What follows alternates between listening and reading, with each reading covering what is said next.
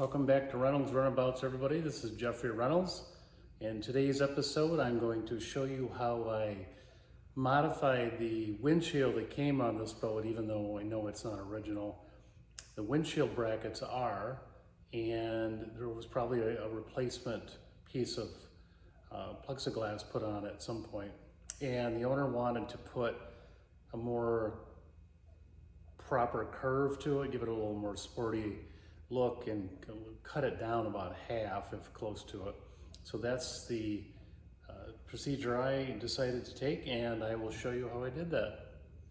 The owner stopped by the shop and we chose a height that she would be happy with for the windshield when it goes back on the boat, because this was custom cut for the previous owner, and the current owner finds it to be too high, which I agree with. It doesn't have much flare and rake to it. So the rake is nice. I think we just need to cut it down. So we chose an 11-inch height, which is kind of in between.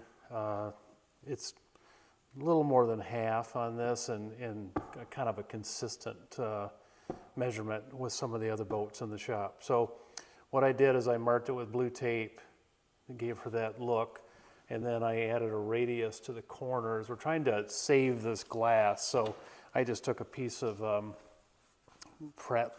plastic, went up straight from the corners, added a radius, and I'm going to start with that, and I might even bring the corners down a little bit farther to give it even a sleeker look, but I thought I'd start with the basics first.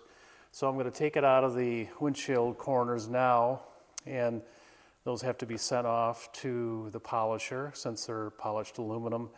And I'm going to cut this on my bandsaw.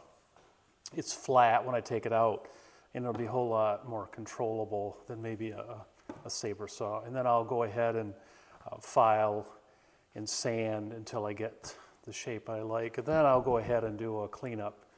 We'll see how bad the scratches are. It looks really good, so I don't think it'll need any sandpaper, but mostly just clean and polish. So that's what I'll do.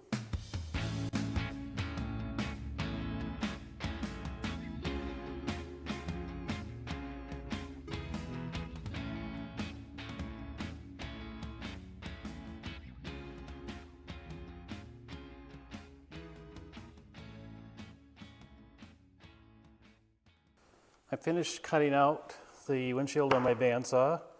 I used the tape, which you probably saw. That's to prevent splinters and try to keep some of the dust down. You saw me wearing a mask. And it's just like sawdust, but plastic, so you want to make sure you have a mask on. So I've cut it like she described it when she was here, and I'm going to put it on the boat and take some pictures and send it to the owner and see if there's any modifications, and if there is, it doesn't seem like a real bad job to fix it. So I'll call this good for now and move on to the next step. So here we have the windshield in place. I've cut it down. It still needs to have a buff job on it, but you can see the newly polished aluminum windshield brackets that hold it in place and are period for this boat, and they do appear in advertisements for Wagemaker, so I know they're pretty close to original. They're not alloy aluminum is the brand, but we have it in place, and the owner wanted to have the option of a white or black, so I bought two pieces of rubber gasket so she could go ahead and make a choice. I'll cut both, and we'll put the one on that she wants, and call this job done. So that'll be the end of this episode. Thank you for tuning in.